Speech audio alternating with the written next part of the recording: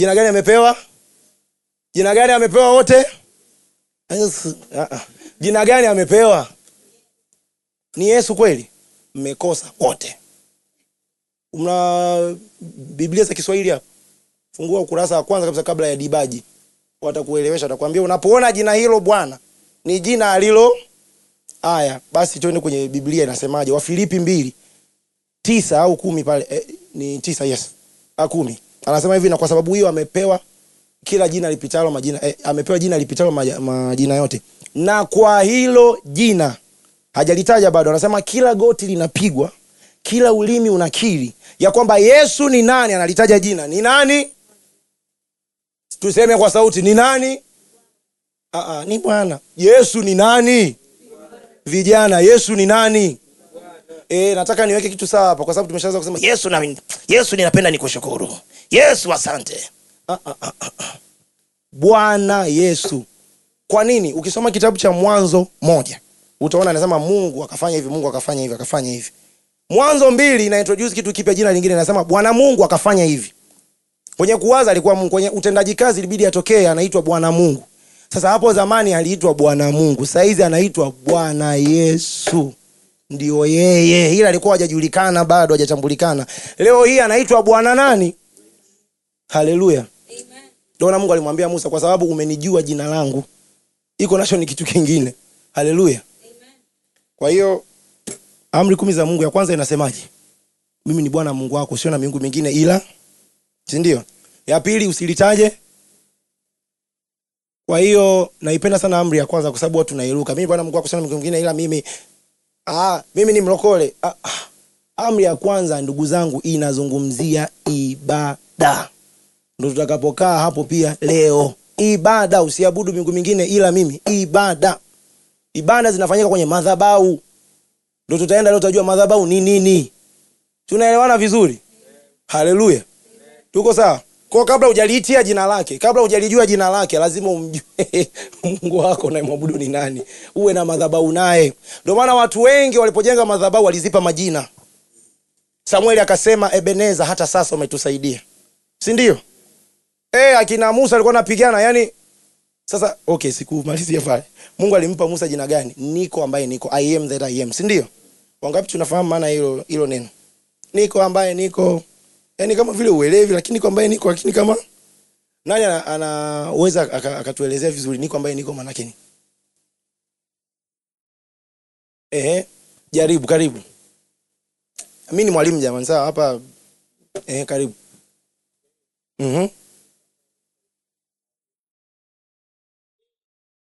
Ndio.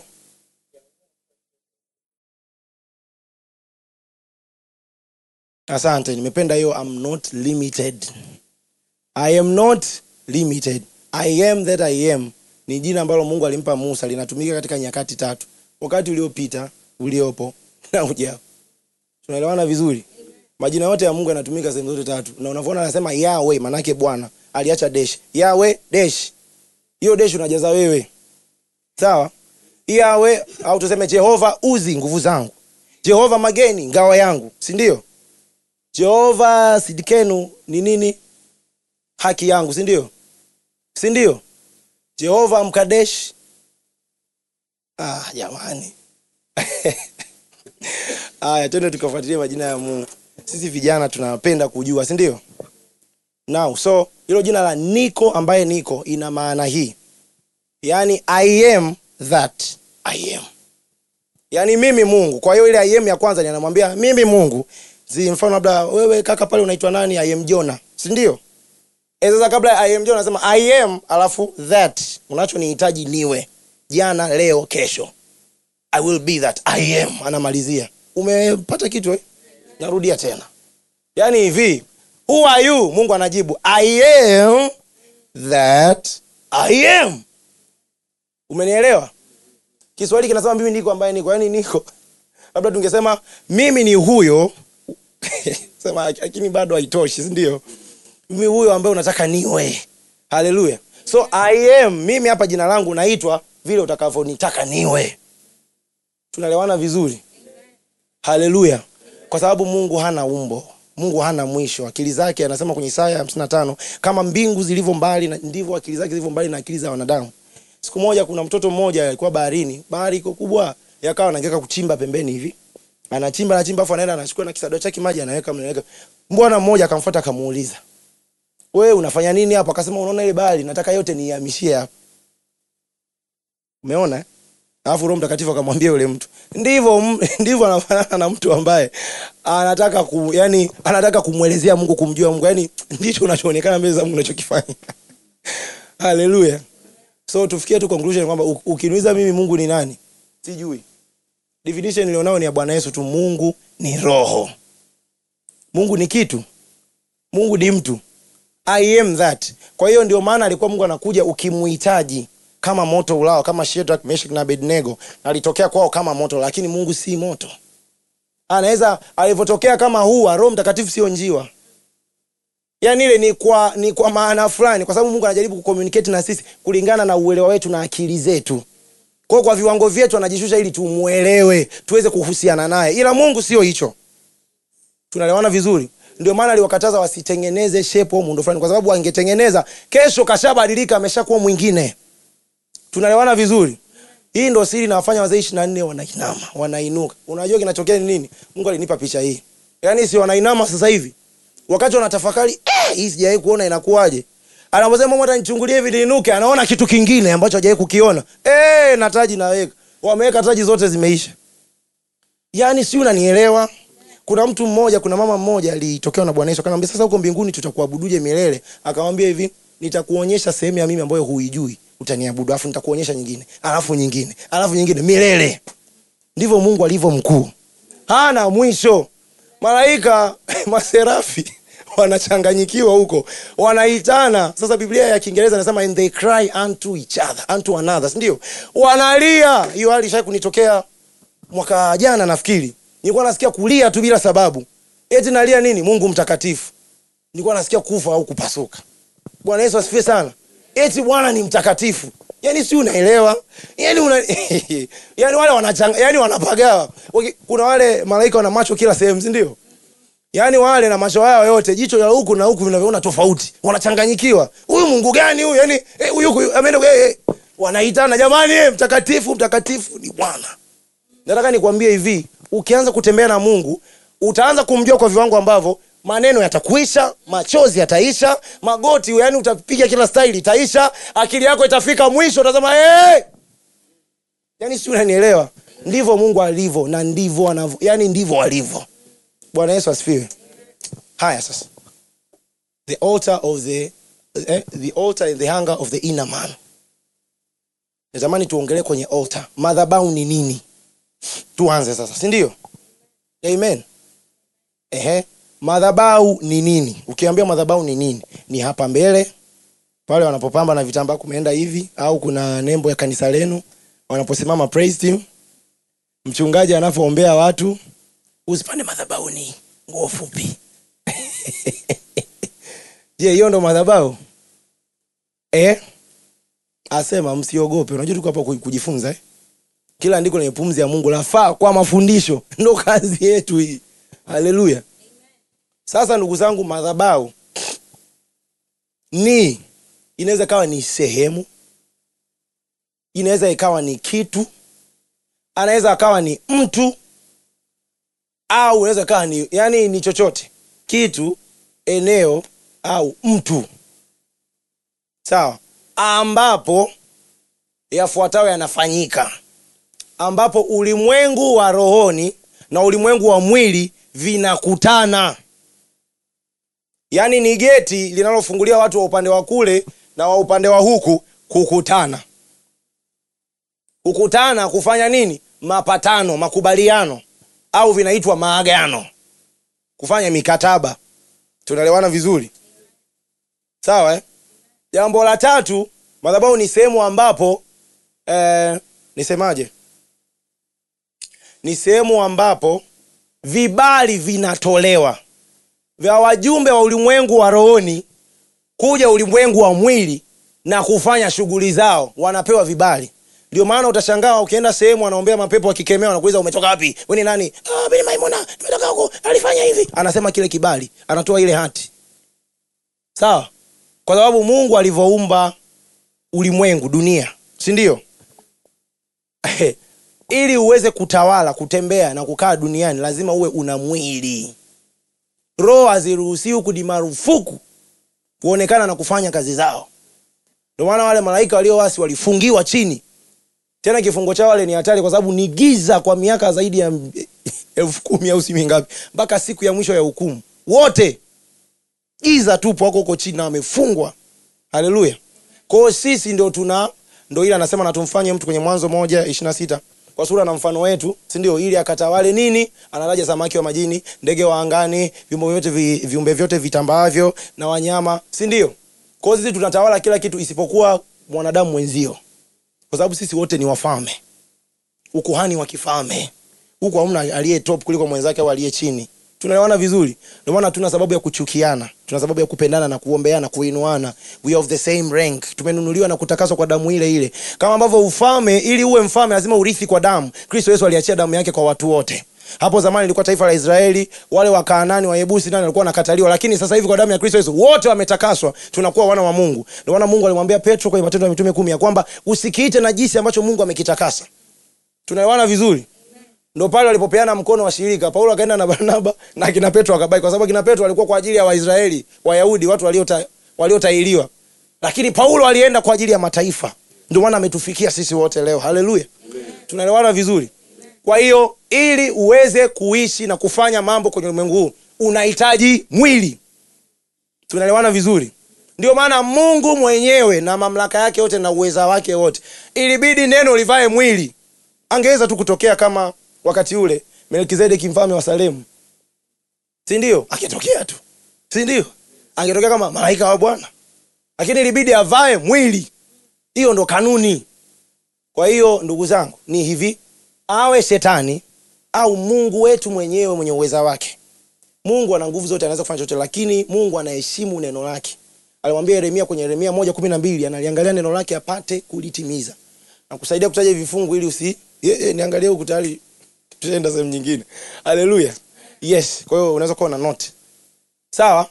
Kwa hiyo Mungu mwenyewe katika mamlaka yake ilibidi amlete mwanae avae mwili. Kwa hiyo kifupi ni hivi, awe shetani, awe Mungu au mamlaka au pepo lolote lile, linahitaji mwili kufanya operation zake kwenye ulimwengu huu wa mwili. Tunaelewana vizuri? Amen. Sasa sehemu ambapo wanapatia vibali ni kupitia madhabahu. Tunaelewana vizuri? Ndio maana nimesema inaweza kaa ni eneo, kitu au mtu. Kwa hiyo kama hapa tunapaita madhabahuni, hapana hiyo sifa. Hiyo sio madhabahu. Hii ni podium na hapa tu, na hivi vitu vyote hivi tunaweza tukavigeuza vikaangalia kule kama madhabahu. Sawa? Nimesema hivyo kwa sababu ya kule tunakoenda. Haleluya. Tunaelewana vizuri?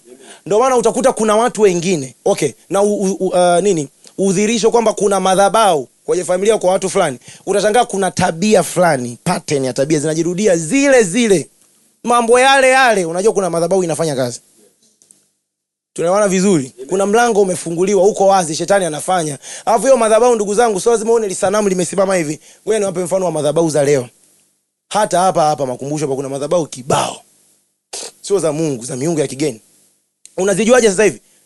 Vitendo vinavyofanyika pale, pattern, tabia, watu wanaokaa pale wanaathiriwa na tabia gani, vitu gani? Unajua Kemoshi, Maashera haya, Ashtarothi, si ndio? Dagoni, Mabaali, si ndio? Labda siku moja tutajifunza hiyo miungu yote ilikuwa inatokea wapi, Mungu wa nani, inafanya nini. Ili hizo tabia tuzijue. Unavyoona watu wanafanya mambo ya uasherati au kupandisha mashetani, ni vitu ambavyo vilikuwa kutokea zamani. Wanaziita aesthetic celebrations. Unakuwa kama umepoteza fahamu, nikajua hapa ni kuonyesha mashetani, hapa zindimba, sijui nini, sijui manyaunyao, wote wanaingia huko. Tunaelewana vizuri? Yaani nyinyi mtabadilisha lugha, mtabadilisha watu, lakini tabia, roho ni zile kwenye ulimwengu wa roho. Ni vitu vile. Tunaelewana vizuri? Haleluya. Ukienda Sinza pale kitambaa cheupe, wale wadada wanaojiuza, unajua hapa kuna madhabahu fulani ipo. Na ndugu zangu, jambo lingine la kuzingatia, Vita ya madhabahu inapiganwa na madhabahu. Haijalishi uko anointed, unatembea na Mungu kwa viwango gani. Lazima uweke madhabahu, ipigwe jina, ishindane na ile. Ndicho alichokifanya Elia. Madhabahu zinavunjwa na madhabahu.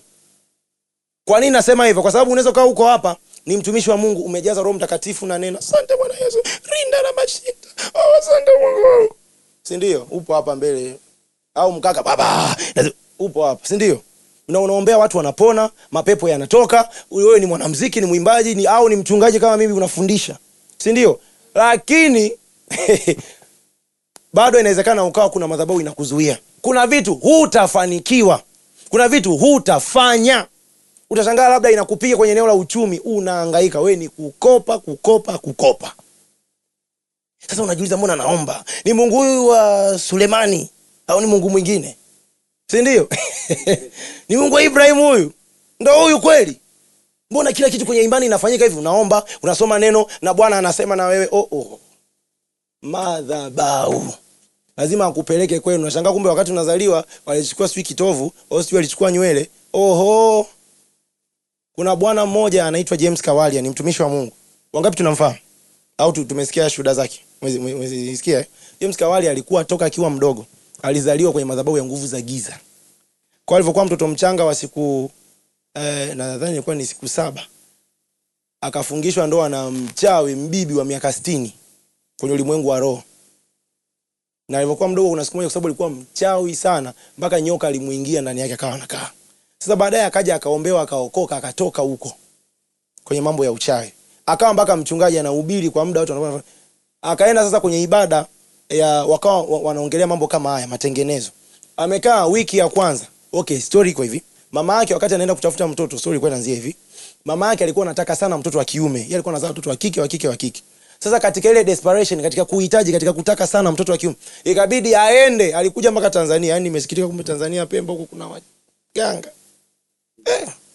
Mchawi ambao Afrika, yani huko konki. Haleluya. Yani lakini huko tunakwenda haitakuwepo kwa jina la Yesu. Haleluya. Haitakuwepo. Ndio maana tunajifunza vitu kama hivi. Wewe binti mmeenda outreach huko au kijana, mnaenda mnakutana na madhabahu, msikurupuke tu baba. Watu wangu wanaangamia kwa kukosa maarifa. Vitu vya roho ni viniko kwa ufahamu. Mnakaa mnaweka strategy, mna discuss. Tena sasa niwaambie siri. Ukitaka maombi yawe mafupi na matokeo makubwa, fahamu, jua. Ukishajua tu, basi. Tunaelewana vizuri. Ila tunaomba vitu, ndo wanasema Bwana Yesu leo tutaona mnaabudu vitu msivyovijua. Yaani tunashambulia tu, tunaenda kuombea taifa hata hujasikia prayer point vizuri, baba anaingia kwenye ikulu. Wewe nani amekuingiza ikulu? Bwana Yesu asifiwe sana. Yaani tuko deep kwenye shallow water. Maji ya kisoda ndo tunaogelea humo. Mungu atusaidie kwa jina la Yesu. Hiki ni kizazi ambacho kama ambavyo kuna AI, kuna maarifa yanaongezeka. Inabidi Mungu upgrade na watu wake. Kama wakati ule wa Musa si alifanya fimbo ikawa nyoka. Hiyo tunaijua, na wale wakageuza fimbo zao kuwa nyoka. Zilimezwa, lakini sisi hatujali. Cha msingi tumefanya zimekuwa nyoka. Unajua the devil is a stubborn spirit. Yaani hata kuacha mpaka kuna siku umempiga tukio hajawahi kuliona, ndo na hapo pia hata akoma bado. Yaani Idaosa alisema hivi, shetani akija mara 7 kemea mara 10. Yaani wewe unaongeza mara 3 mbele. Bwana Yesu asifiwe sana. Tunaelewana vizuri? Wakaenda pigo la pili, maji kuwa damu. Hiyo na sisi tunaweza. Wewe kwenye mto, sisi kwenye kibirika, endeleeni. Yesu hivi ula, hiyo tunaweza. Ikaja pigo la 4. Akashika kwenye ardhi mavumbi akawa chaka. Akasema hii kwenye syllabus yetu haipo.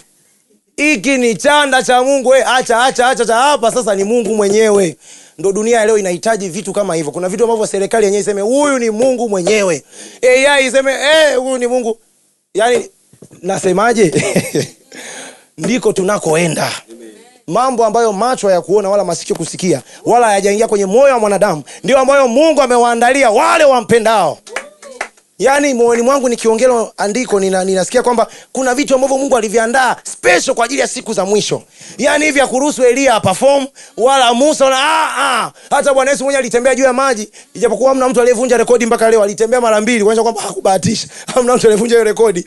Lakini nataka niseme hivi, kuna vitu ambavyo Mungu ameviandaa bado havijatokea, ambavyo vitakapotokea masikio yatawasha. Unasema inawezekanaje? Ndio Mungu anaenda kujitambulisha kwenye siku za mwisho. Nataka niwaambie kabla Bwana Yesu hajarudi kulichukua kanisa, lazima kanisa litukuzwe. Lazima hivi vitu vitokee. Tunaelewana vizuri? Sasa vinaanzaje kutokea? Ndio kama hivi ndugu zangu, tunajifunza. Tunafanyia kazi, tunaelewa. Tumjue yeye. Tunavozidi kumjua sasa, kuna viwango ukifika, ndio mambo kama haya yanatokea. Tunaelewana vizuri? Tuwashe tu moto hapa tuseme tupite tuingie kwenye moto. Kuna vijana wengi wataenda pale nje pale watabeba viatu vyao watavikunguni. Tena wengine hawatavalia hapa. Watakupeleka kule makumbusho. Si ndio? Haleluya. Bwana Yesu asifiwe. Sasa basi, madhabahu. Mnanielewa vizuri? Mmeelewa madhabahu ni nini? Kwa nini nasema hivyo? Madhabahu sio hii podium. Sio sehemu ameweka bendera ya Tanzania na Israeli. The ministry, the pool of Siloam ministry nini? Or the mountain of fire. Pale madhabahu, hiyo sio madhabahu. Madhabahu ni connection, inaweza kama ni muda. Labda kwamba mimi kila siku saa 9 usiku nitaamka kutafuta uso wa Mungu. Now that's an altar. Unaelewa vizuri? Sawa, kwamba wakati fulani ule mlango unafunguka, ulimwengu wa mwili na roho vinakutana. Sawa Au eneo fulani nimelichagua, kama ambavyo Mungu anasema Yerusalemu mji niliouchagua mimi. Amepachagua pale, akamwambia Daudi, nenda kwenye kiwanja cha Arauna Myebusi kanijenge, nenda katoe sadaka na utajenga hapo nyumba yangu. Alimwambia Musa, nenda mlima fulani, Amina Ibrahimu, nenda mlima fulani ndio ukamtoe Isaka alipopachagua. Sawa, so it can be a place. Sawa, eneo fulani. Si ndio? Alimwambia Yakobo, rudi Betheli ukanitolee pale sadaka kwenye madhabahu. Tunaelewana vizuri? Unaweza kama ni sehemu, lakini pia ni mtu. Yaani wewe mwenyewe ndani yako sasa ndio leo out of the inner man. Ndio leo sasa ndio tuko hapa. Tunaelewana vizuri? Kwa hiyo toa mawazo kwamba madhabahu ni kile kinani pale, kuna kabendera, kuna kikapu cha sadaka, kwaya wanasimama kwa pembeni na wazee wa kanisa wanakaa kule juu na maaskofu. Hiyo sio madhabahu. Ila tu kiutaratibu wanakaa kule ili waone wenyewe mnaosinzia huko na kanisa likoje, nani kaja ajaja, wajue hali ya washirika wao. Maana yake nikikaa huku mnaweza pia mkafanya vituko. Haleluya. So hiyo ndo madhabahu. Jambo la pili, vitu gani viko kwenye madhabahu? Leo tutaongelea vitu vitatu kwanza. Ili madhabahu ifanye kazi, lazima kuwe na kuhani. Kuhani sio mchungaji, samahani. Sawa? Kuhani sio nani? Kuhani Musa sio mchungaji. Ile kuhani Musa ni jina lake tu. Yaani kuhani kimaana sio mchungaji. Kuhani ni mtu anayesimama kwenye madhabahu. Sawa, anayefanya miamala, anatoa ya huko anapeleka kule. Fanya ibada, kufukiza uvumba. Sasa kwa nini nimesema hivyo? Na kuhani sio temu ya kikanisa. Ni temu ya kiroho kwenye ulimwengu wa roho. Kwa sababu kuna makuhani wa ulimwengu wa giza. Siku kulikuwa kuna makuhani wa Baali, si ndio? Wale waliojikata wakawa nageuka hivi, walivua viatu wapi? Si ndio? Kwa hiyo kuhani ndio hivyo, ni mtu anayesimama kwenye madhabahu. Muhusika anayeongoza kile kitengo kinaitwa madhabahu. Tunaelewana vizuri? Sawa. Haleluya. Sawa. Haya, jambo la pili, nataka tusogesogee kidogo kwa sababu ya muda. Jambo la pili, kwenye madhabahu lazima kuwe na dhabihu. Ulimwengu wa roho ndugu zangu unaelewa lugha moja tu, dhabihu. Wewe ongea, lia, fanya shughuli, mambo yote until utakapotoa dhabihu ndio utajibu. Usipotoa, Zaburi ya 50 mstari wa 5. Tena tuanzie mstari wa kwanza mpaka wa 5. Nani anisomee? Anasema Mungu wetu atakuja wala hata nyamaza. Ataziita mbingu na nchi. Si ndio? Anasema moto utakula mbele yake na tufani ikimzunguka pande zote. Mstari wa 5 sasa naupenda sana, anasema niitieni wacha Mungu wangu niliofanya nao agano kwa njia ya. Kwa hiyo anapokuja duniani anataka kufanya kitu, anapofika kwenye madhabahu, niitie wacha Mungu wangu niliofanya nao agano.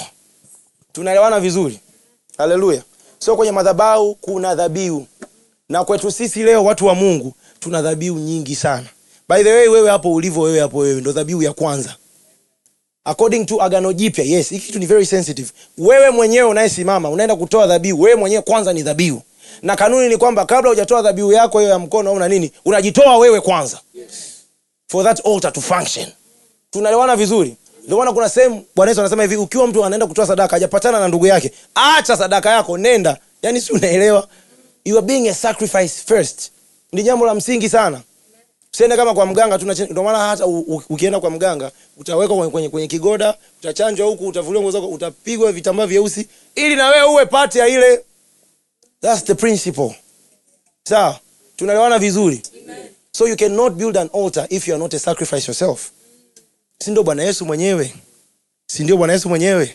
Yeye mwenyewe ndo kuhani, alafu yeye mwenyewe ametoa uhai wake kama sadaka, the greatest price ever. Umeona kwa ajili yetu sisi. Haleluya. Kwa hiyo dhabihu, lakini pia kuna dhabihu za shukrani, dhabihu za sifa. Si ndio? Zaburi hiyo ya 50 mstari wa 23 anasema anayenitolea dhabihu za kunitukuza. Anayenitolea dhabihu za kunishukuru ndiye anayenitukuza. Umeona Ndio maana shukrani ni ya muhimu sana. By the way, unavoenda mbele za Mungu, usianze na mambo yako. Start with thanksgiving. Ingieni malangoni mwake kwa kushukuru. Na anasema hapa anayenitolea dhabihu za kushukuru ndiye anaye nitukuza. Baba yetu uliye mbinguni, jina lako litu. Kwa hiyo unavomtukuza maana yake unafanya nini? Unashukuru. That's it. Mungu aliniambia ya kwamba funguo au kadi ya kuswipe au cha kufungulia mlango wa kuingia kwangu ni shukrani. Ni jambo jema kumshukuru Bwana na kuliimbia jina lake takatifu. Haleluya. Shukrani. Kwa hiyo usianze pale, baba kuja mbele zako nimekosea. Ukisoma sala ya Bwana toba sio ni kitu cha 6 huko sio. Baba yetu aliye mbinguni. Unajua location iko wapi kwanza? Baba, Aba. Sawa? Jina lako litukuzwe, ndio shukrani zinaanza kumwagwa hapo. Daudi anasema kwenye Zaburi ya 119 mstari wa 62 ya kwamba nitaamka katikati ya usiku ni kushukuru kwa sababu ya hukumu zako za haki. Si ndio? Yaani wakati wewe unaamka usiku kuhangaika na wachawi, sijui kuna mtu sio amerusha vitu kwenye bati, yeye anaamka kumshukuru Mungu. Haleluya. Anaanza kumwambia baba nakushukuru. Na by the way, Wanaisraeli walikuwa na wimbo mmoja tu. Kila wakizingirwa na adui zao, walikuwa wanasema tu kwa kuwa Bwana ni mwema na fadhili zake ni za milele. Hakuna siku amepiga hiyo pambio alafu Mungu asitokee. Na kuambia, hakuna siku amepiga hiyo pambio. Wana wa Asaf waliposimama mbele, wamevaa na ivela zao safi, si ndio? Ile siku ya vita, kumbuka kwa kuna jeshi kama mchanga wa bahari. Wakaimba tu kwa kuwa Bwana ni mwema na fadhili zake ni za milele. Nini kilitokea? Walipomaliza ile pambio, wakakuta adui wameuana wako wao, hajabakia hata mmoja. Kiasi kwamba yule aliyekuwa wa mwisho akaangalia mna mtu hajipiga kisu. Yaani tunatakiwa tufe wote, afe kipa afe, si ndio? Wote wakafa. Watu waliteka nyara siku 3, Biblia inasema. Paulo na Sila wamezingirwa kabisa, wako gerezani, hawana option yoyote ile, hawana connection, hawana nini. Kwa kuwa Bwana ni mwema na fadhili zako ni za milele, gereza linaachia. Yaani si unaelewa? Haleluya. Amen. Shukrani. Kwa kuwa Bwana ni mwema na fadhili. Yaani hii hali ninayopitia, hii sio Bwana. Nachojua Bwana kama anavyosema Yeremia 29 ya kwamba nayajua mawazo nayokuwazia mimi. Anatambua anachokuwazia kwamba ni mawazo mema nipate si ndio? Katika siku zako za mwisho. Haleluya. Kwa hiyo shukrani ni kitu cha kwanza kabisa. Mshukuru, mbariki, mtukuze. Ishi hapo hapo. Kwa sababu anasema hivi, unitolee dhabihu zako za kunishukuru. Nawe utaniita siku yako ya taabu, nami nitakuokoa, utanitukuza. Kwa hiyo Mungu kinachomfanya siku unapigwa nakumbuka nini? Hivi angalia kwenye kitabu changu cha rekodi, kuna siku alinishukuru, kuta mtu anapiga magoti analia anamwambia Bwana Yesu asante. Haya imetosha, funika. Sawa? Anakutoa anasema Mungu wa mbinguni kwa kuwa ni mwema na fadhili zako ni za milele. Zaburi ya 136 inasema hivyo hivyo, wanataja matendo yote ya Mungu. Alivyowapiga wafalme wakubwa. Ogu mfalme wa Bashani, si ndio? Nimemkumbuka Bwana kwa sababu alikuwa ni lijitu. Akilala kitanda chake kama uwanja wa mpira. Yale magiant. Alafu vijitu vidogo Israeli akina Yoshua wanachinja jitu kama lile. Taifa la Israeli lilikuwa linatisha. Mkisikia ukuta wa Yeriko umeanguka, msifikiri kwamba ulibomoka. Ngoja niwaambie kilichotokea. Wamezunguka siku 6, siku ya 7 wakafanya aina ya sifa inaitwa shabak, shangwe. Makuhani wakawa wameshika shofaa, zile pembe za kondoo, wanapuliza hivi, si ndio? Kilichotokea ule ukuta ulididimia kwenda ndani. Twende taratibu. Ule ukuta ulikuwa hivi. Unajua ukuta si umekaa hivi. Unaenda hivi, si ndio? Sasa ule nini hapa?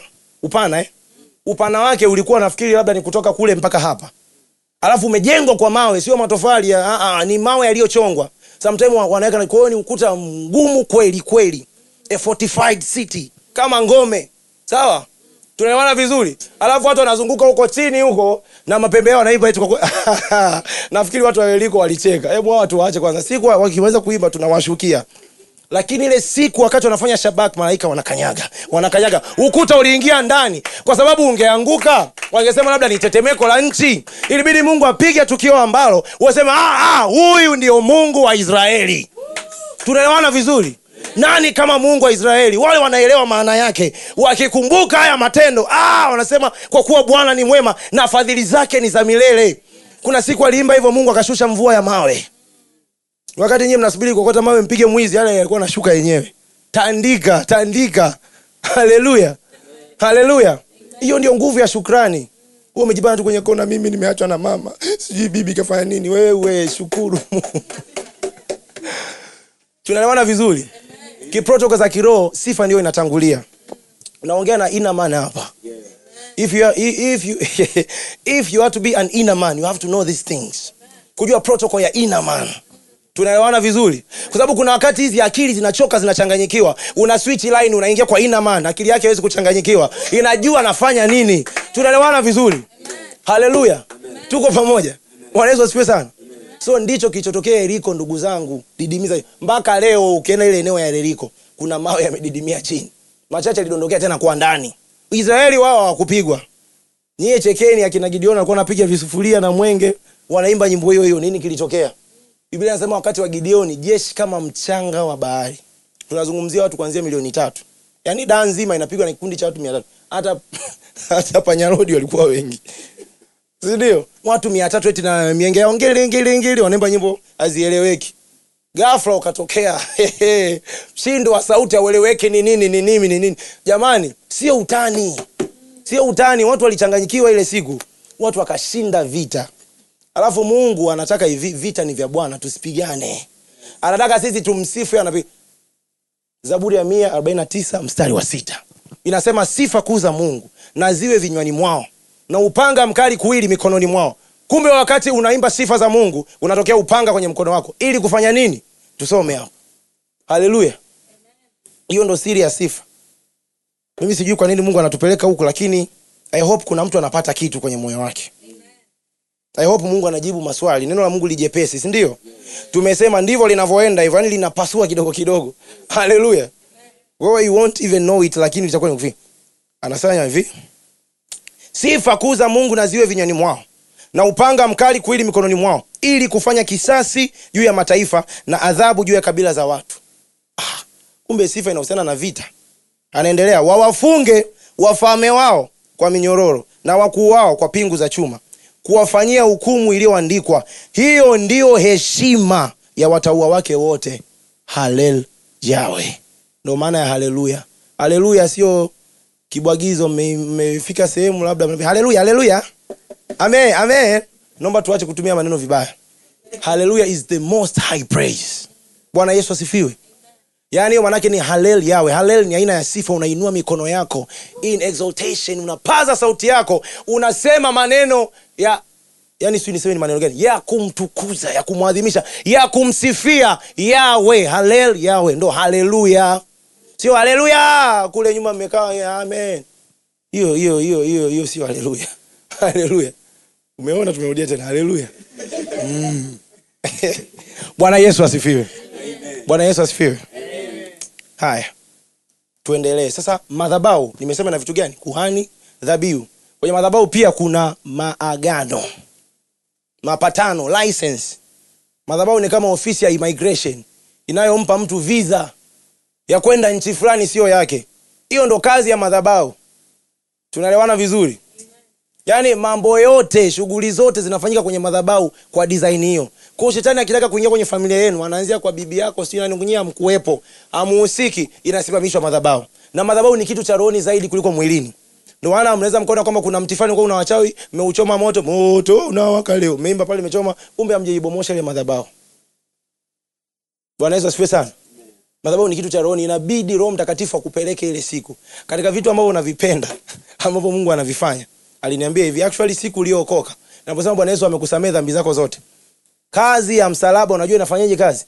Kama ulikuwa ujui. Kwa sababu hivi Mungu anasema hivi, kwenye Kutoka 34 inasema Bwana, inasema Mungu Bwana ni mwingi wa huruma. Mungu alema naye rehemu watu maelfu. Lakini Mungu huyo asiyemhesabia mtu muovu kwa hana hatia. bali anapatiliza uovu, yani anawalipa uovu wa baba wa wana uovu wa baba zao. Kama baba yako alifanya dhambi, unapigwa baba yako na wewe mpaka kizazi cha 3 na cha 4, kitukuu. Tunaelewana vizuri? Ndivyo inavyoenda. Lakini Mungu huyo sasa, kilichotokea ni kwamba kwenye kazi ya msalaba inavyofanyika, anachokifanya Bwana Yesu, kwa sababu uovu Mungu hata usamea, hata muachilia, hata mhesabu mtu muovu kuwa hana hatia, hata siku moja hatafanya hivyo. Tunaelewana vizuri? Kwa alichokifanya kupitia Kristo Yesu, unapompokea Bwana Yesu leo, anaingia kwenye timeline ya maisha yako. Anaenda kwenye siku moja uliofanya kosa, uliofanya uovu, chimbuko asili, anauvaa ule msala, yeye anaununua. Adhabu ya Mungu inaangalia atendewe nini mtu huyu, inaangalia msalaba. Kiti hii inatiki, imelipiwa.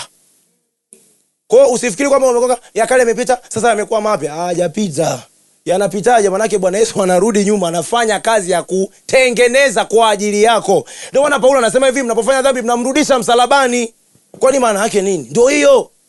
Ukielewa hivi, utafanya dhambi, uta risk ujana wako kufanya tu vitu vitu ambavyo ni kwa muda mfupi, eti umrudishe Bwana Yesu msalabani. Haleluya. Ndio kazi ya msalaba ilivyo, ndugu zangu. Mungu anarudi nyuma kwenye kimoja na fix, anatengeneza kwamba Mungu akiangalia nyuma anaona damu, Yesu. You wonder why Adamu na Hawa walipomkosea Mungu, wao walijifunika na majani. Lakini Biblia inasema kwenye Mambo ya Walawi 17 ya kwamba uhai upo kwenye damu, si ndio? Lakini sasa majani hayana damu. Ndio maana ilibidi Mungu awafunike na ngozi ya wanyama. Sisi kwa akili zetu tunajua ngozi kama wanavaa ngozi. Madamu yalikuwepo pia.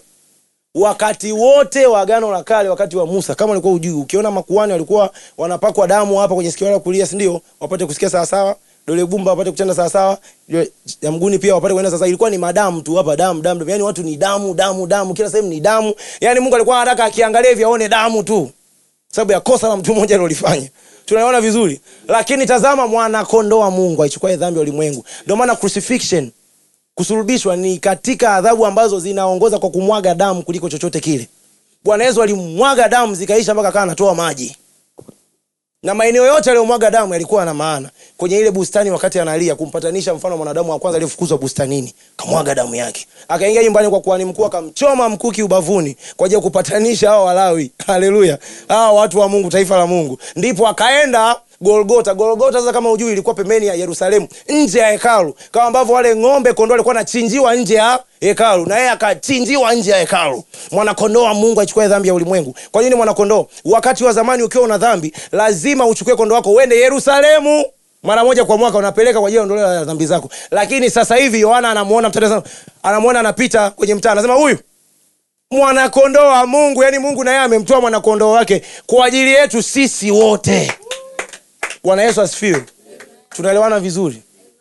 Kwa nini? Hiyo ndo dhabihu kubwa. Sasa kitu kingine andika. Kila madhabahu inapewa nguvu na madhabahu. Sawa? Kwa watu wa nguvu za giza, madhabahu yao inayowapa nguvu ni moja tu, madhabahu ya dhambi na maovu. Hiyo ndo inampa shetani access ya kupawa, kutia nguvu madhabahu yake ili kufanya kazi zake anataka kuzifanya. Na madhabahu ya watu wa Mungu ni madhabahu ya msalaba, ya damu ya mwana kondoo, au inajulikana kama kiti cha enzi cha rehema. Ndio maana anasema sasa umeukaribia Sayuni, Yerusalemu wa mbinguni, si ndio? Mji wa Mungu, si ndio? Ambapo kuna maelfu ya malaika. Anataja wajumbe wa kule kwamba wingu la mashahidi na kanisa la kwanza, si ndio? Anataja pia na roho za watu wenye haki waliokamilishwa, si ndio? Alafu anamtaja na Yesu mjumbe wa agano jipya, mwenye damu yake ya kunyunyiza inenayo mema kuliko damu ya Abili. Kwa nini damu imetajwa? Kwa ajili ya kitu kama hiki, madhabahu. Haleluya. Tunaelewana vizuri watu wa Mungu? Haleluya. So hiyo ndo madhabahu. Sasa basi, madhabahu ya mtu wa ndani. Hapa ndo tumalizie leo hapa. Madhabahu ya mtu wa ndani. Twende sasa kwenye kiini. Wote tumeelewana kwanza madhabahu ni nini? Unaufahamu sasa, si ndio? Nikikuita hapa mbele utufundishe unatiririka, si ndio? Au utasema pale, yani sio hata ulisemaje, lakini kitu kama alisema hivi bwana, alisema yule Haleluya. Twende kwenye kiini cha somo letu leo. Kitabu cha Yohana 4 Napenda tuanzie mlango wa 20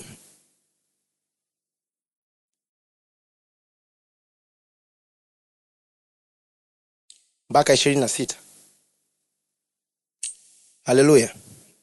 Hapa tunaona story ya mwanamke Msamaria anakutana na Kristo Yesu. Nipende kusema tunafahamu kwanza Wasamaria ni watu gani? Wasamaria sio watu wema. Wake mtu anajua ni wale watu wema wanaotoa misaada. Hapana. Ndio Bwana Yesu alisema Msamaria mwema. Kumbe kuna Wasamaria waovu, wabaya. Sawa? Sasa story ya Wasamaria tunaielewa? Najua tufahamu. Basi niruhusu nikwambie, sawa? Nisikilize kwa makini. Tunajua wote taifa la Mungu lilikuwa moja. Wanaitwa Israeli. Ile makabila 12. Sasa kwa sababu ya makosa ya Sulemani, alimwacha Mungu akaleta miungu ya kigeni. Akaipandisha, ndio nilikuwa nakutajia pale Maashera, Mashtarothi, sijui nani, Kemoshi, wote hao. Alivyowaleta pale, kilichotokea ni kwamba Mungu aligadhibika, akaamua kuugawa ufalme. Na hakugawia kwa Sulemani kwa sababu alimwambia Daudi, alimwapia kwa agano la Daudi na Mungu na kwa ajili ya Yerusalemu, mji aliopenda Mungu, akasema atamwacha Sulemani amalize ufalme wake miaka 70.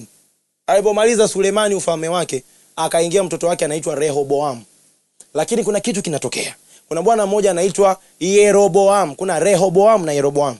Yeroboam mwana wa Nebati, tumeshakusikia hilo jina. Huyo bwana alifanya uovu hajawahi kutokea. Haleluya. Sasa Yeroboam mwana wa Nebati, Mungu alimpenda. Mtumwa alikuwa anamkimbia Sulemani, akakimbia Misri, maana Sulemani alikuwa anataka kumuua.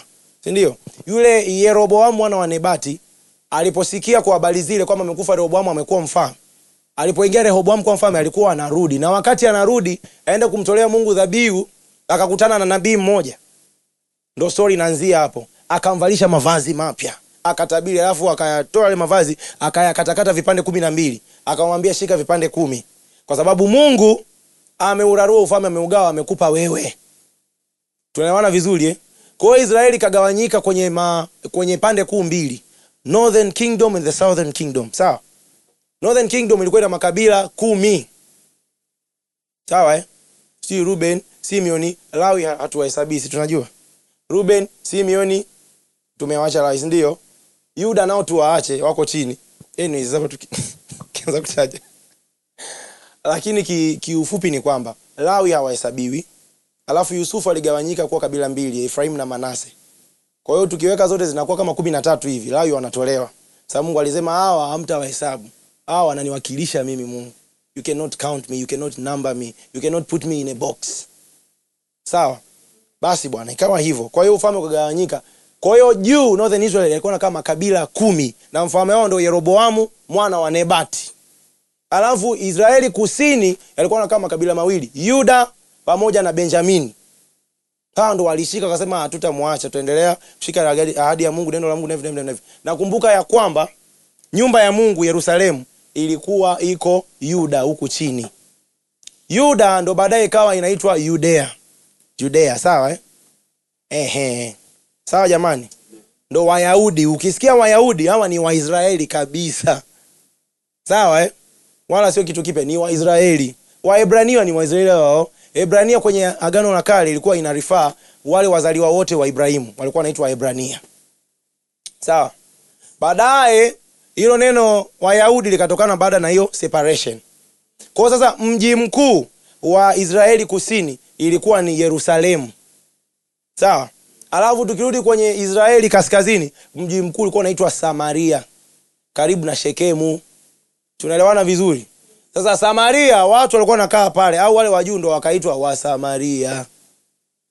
Sasa kuna kitu kinaitwa Babylonian exile. Kule kutolewa, yani mfalme Nebukadnezar alipokuja akaliteka taifa la Mungu, likaingia utumwani.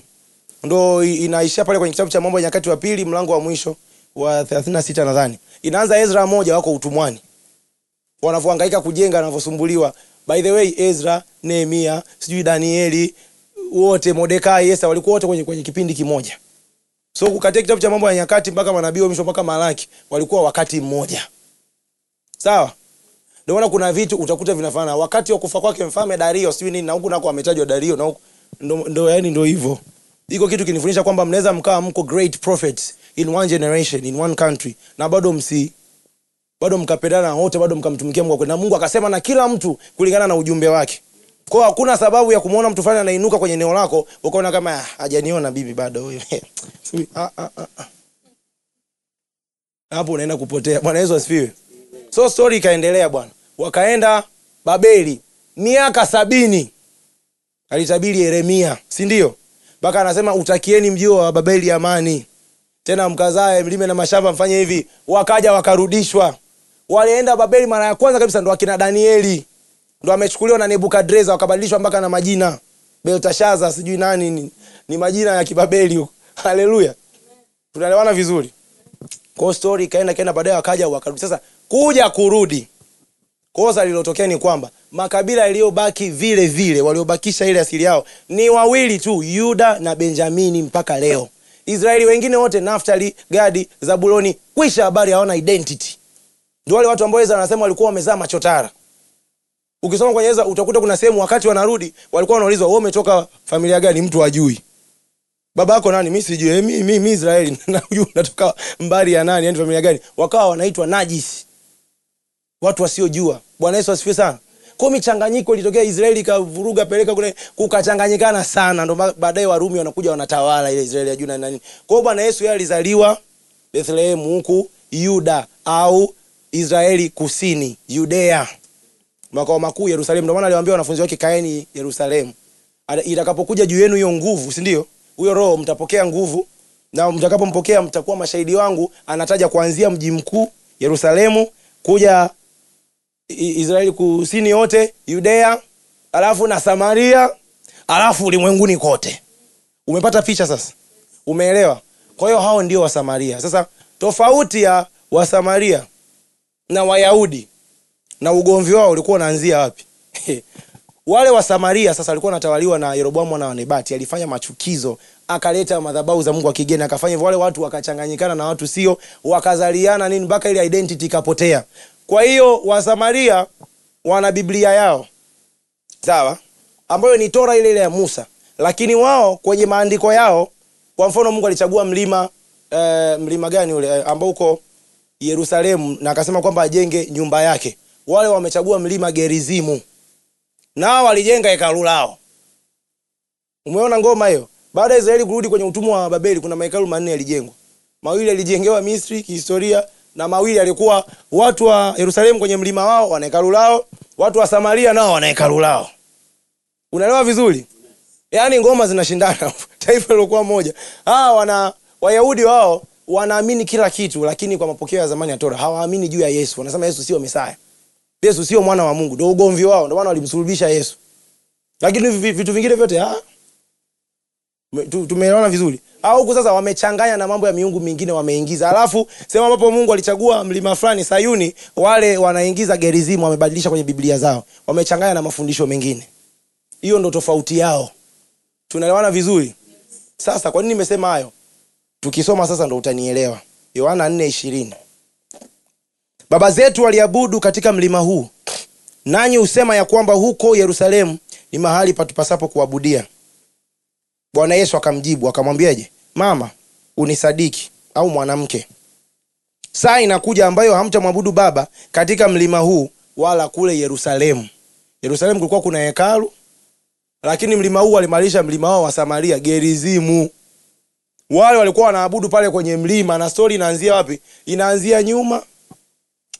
Nafikiri ni kwenye ngoja tuangalie Mambo ya Walawi 11 pale.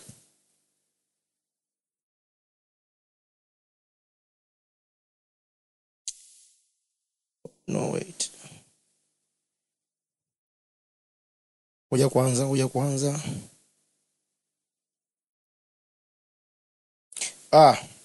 Ni Kumbukumbu la Torati 11 samani. Kumbukumbu la Torati 11. Mstari wa 29. Ile ukipata muda kasome yote, sawa?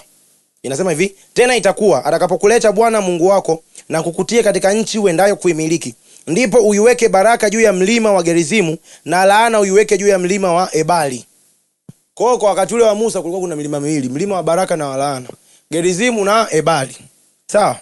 Kwa watu walishazoea ukisimama mlima Gerizimu unatamka baraka na nini. Wewe bali unatamka laana. Kwa hiyo kitu kimeendelea, wale wa Samaria wakasema huu mlima ndio Mungu aliuchagua, amejenga nyumba pale. Wakati Mungu amerudia kusema sana, ameuchagua Yerusalemu uwe mji wake. Sawa Sayuni, Zion, si ndio? Tazama mfalme wako anakuja Sayuni. Haleluya. Ndio maana kule Sayuni leo hii Zion wamejenga makaburi. Sababu wao wanaamini makaburi ni unajisi, anaweza mtu kupita sehemu ili eti Bwana Yesu akirudi asipite kule. Wakati anaweza tu kutokea popote. Haleluya. Kwa story ilianzia huko kwa habari ya hii milima. Haya, tuendelee tumalizie. Tuko pamoja bado? Bwana Yesu asifiwe. Tunaelewana? Haya, tuendelee. Anasema hivi.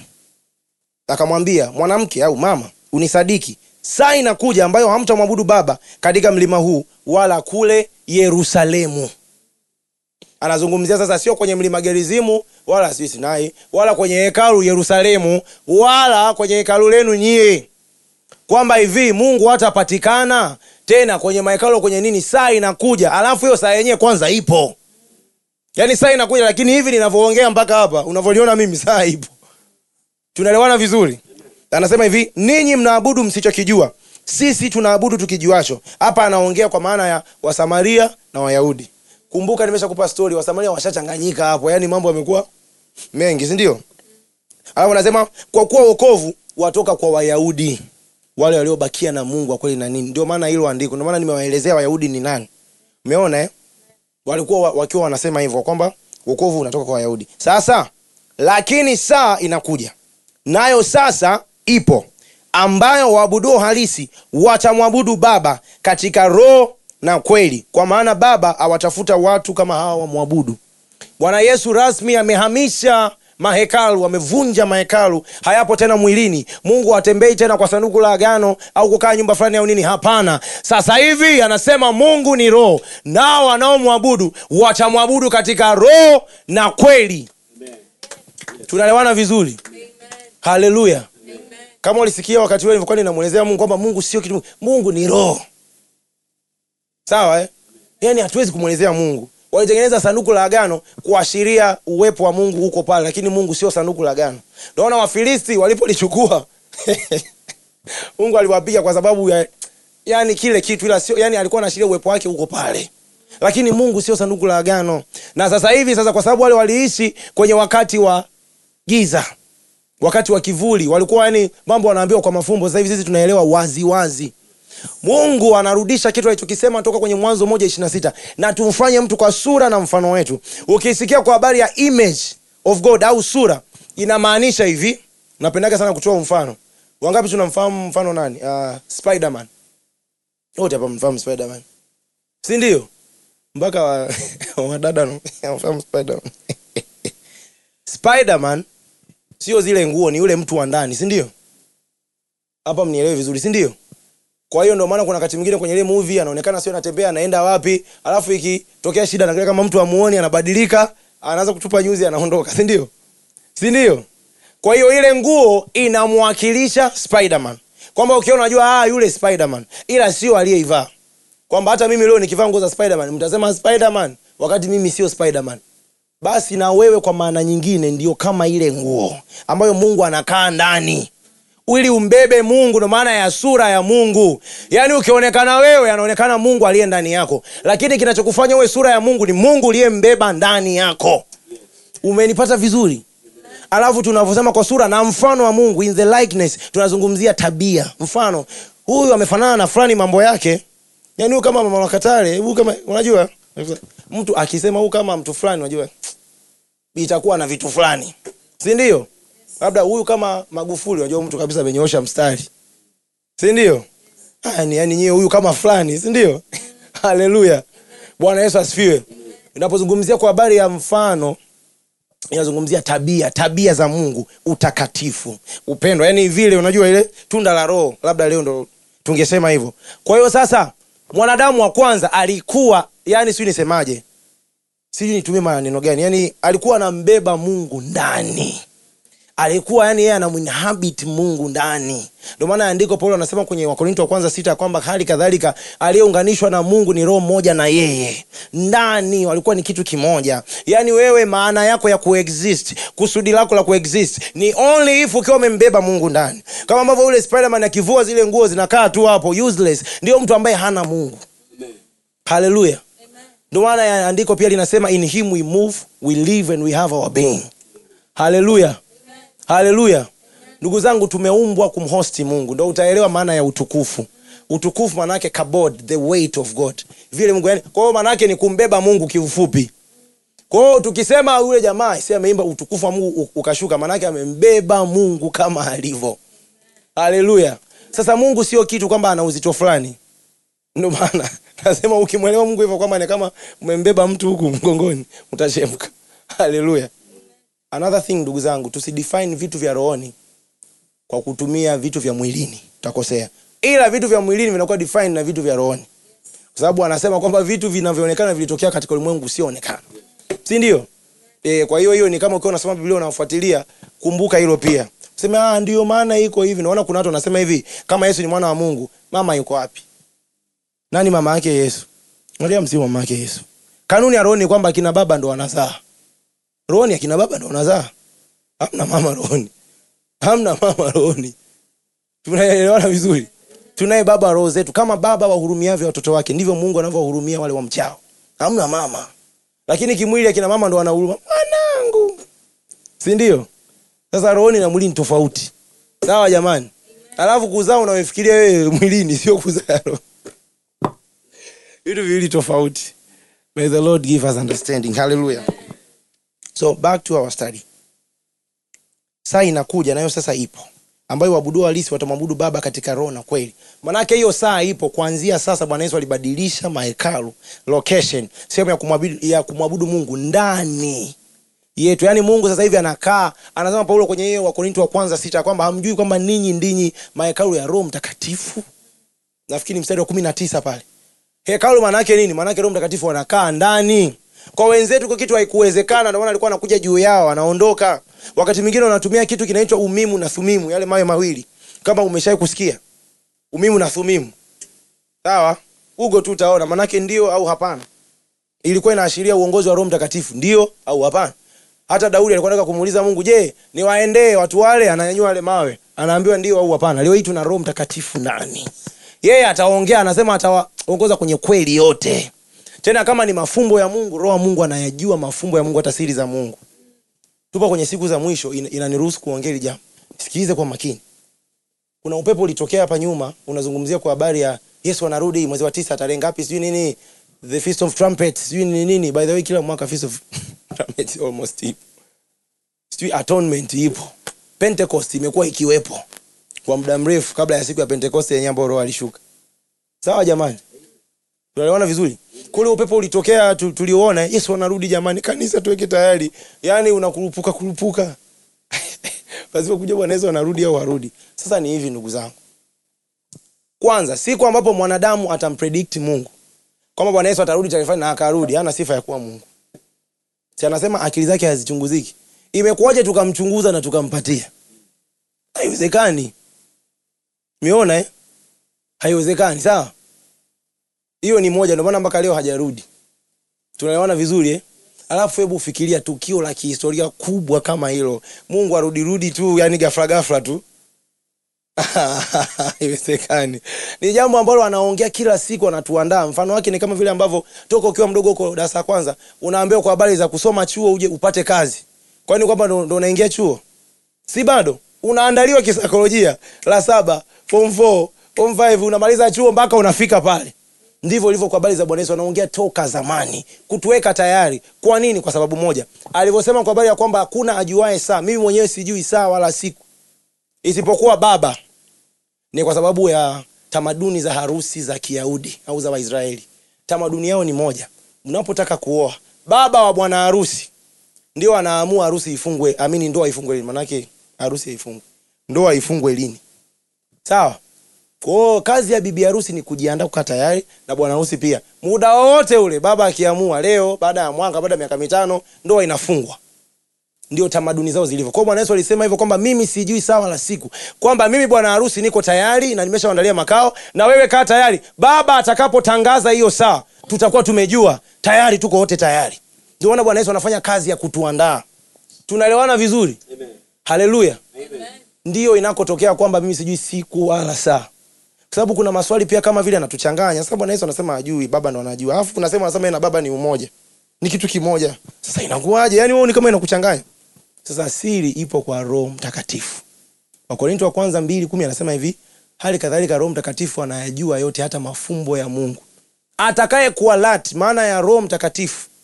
Maana yake alivyosema Bwana Yesu, nitaleta msaidizi mwingine, Allos Parakletos, maana yake wa kufanana na mimi na mfano ule ule kama mimi. Nitamleta huyo, atakapokuja huyo atakuwa msaidizi. Roho Mtakatifu ana kazi zifuatazo: ni comforter, ni advocate, ni defender, ni helper. Sawa? Yaani wewe ndio mwanasheria wako, kitakacho kusimamisha wewe mbele za Mungu siku ya mwisho, ukajibu maswali ya Mungu, ukatoa hesabu, ni Roho Mtakatifu. Kama una huyo umekwisha.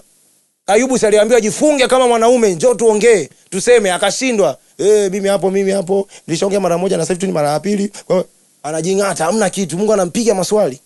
Si ndio? Niambie ulikuwa wapi? Wakati nafanya 1 2 3, nani analisha? Punda mwitu, sijui kunguru, maswali mengi siwezi kuelezea yote. Akamtajia uumbaji wote, nyota, sijui, yani kila kitu, kuanzia mbinguni, duniani mpaka beyond. Viumbe wengine ambao hata hawapo kwenye biolojia. Ayubu anatetemeka tu. Jamani, Mungu ana maswali magumu. Haleluya. Tunaona vizuri? Amen. Bila huyo msaidizi, huyo advocate ndo atakwambia unavoenda mbele za Mungu, sema nilifanya nifanye. Yani atakusaidia kulingana na maisha yako. Ndio utajua nini cha kusema. Kwani tunaona kwenye Ezekieli 2:1. Ezekieli 1 inavyoishia, baada ya kuona wale wenye uhai na yale magurudumu na nini, si ndio? Akamwona mtu mfano mwanadamu ameketi kwenye kile kiti. Si ndio? Alianza kusema naye, nguvu zikamwisha, akadondoka chini.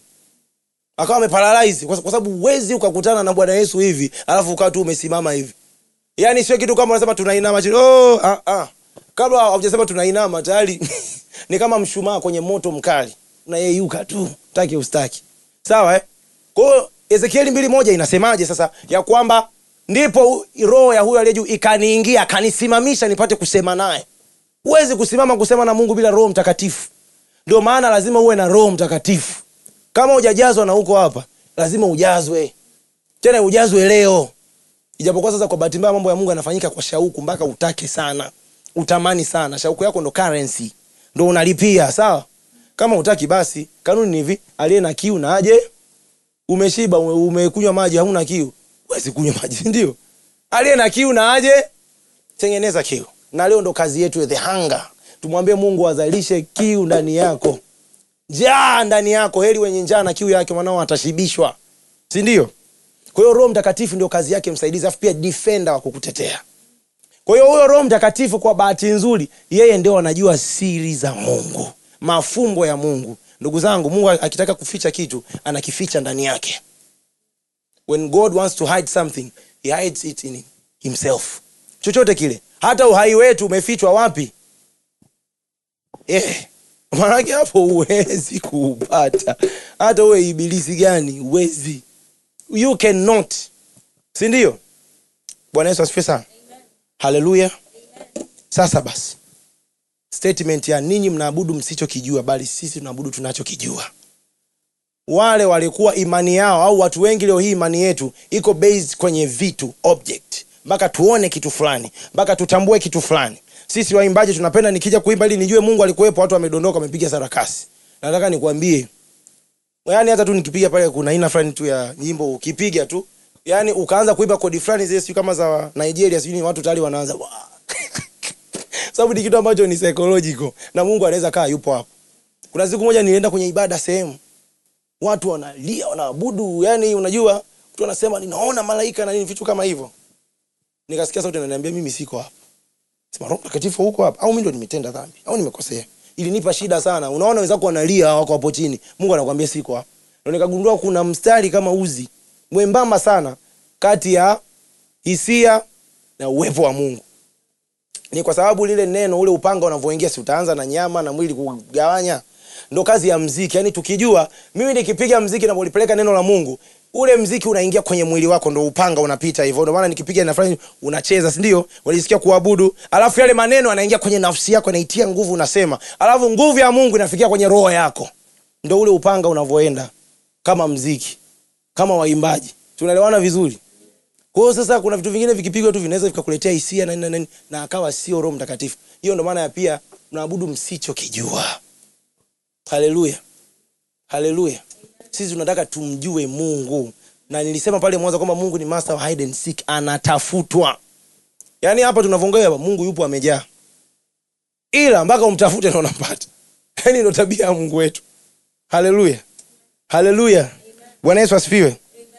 Kwa sasa hawa wa Samaria walikuwa wanategemea ibada zao zote mlimani. Baba zetu mlimani. Kwa hiyo wanajua pale kwenye mlima ndo kuna Mungu. Sawa?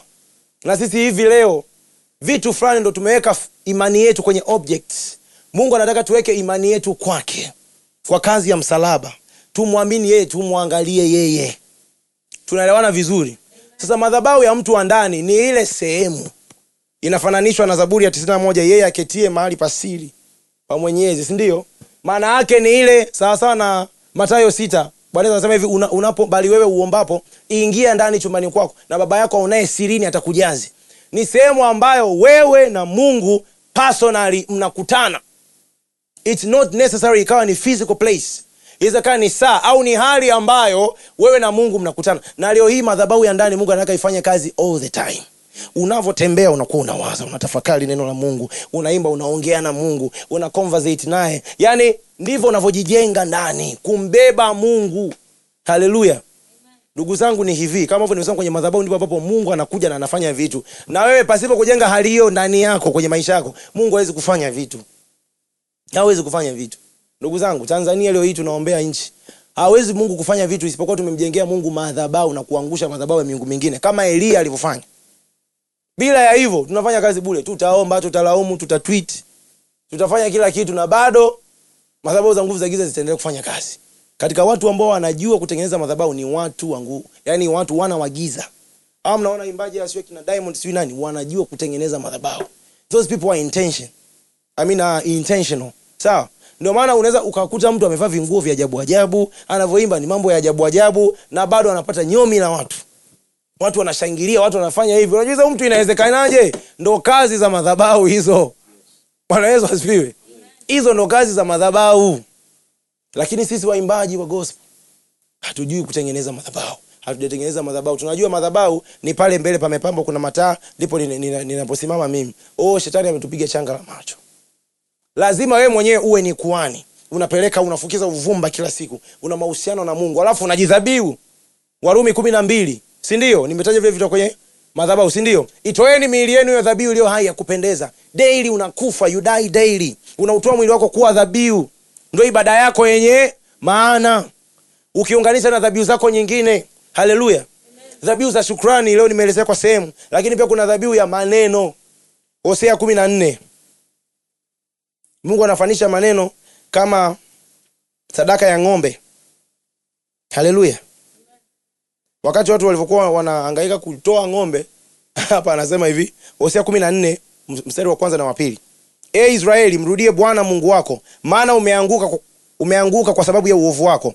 Chukueni maneno pamoja nanyi, mkamrudie Bwana, mkamwambie, ondoa maovu yote, uyatakabali yaliyo mema, na hivyo ndivyo mtakavyotoa sadaka za midomo yenu kana kwamba ni ng'ombe.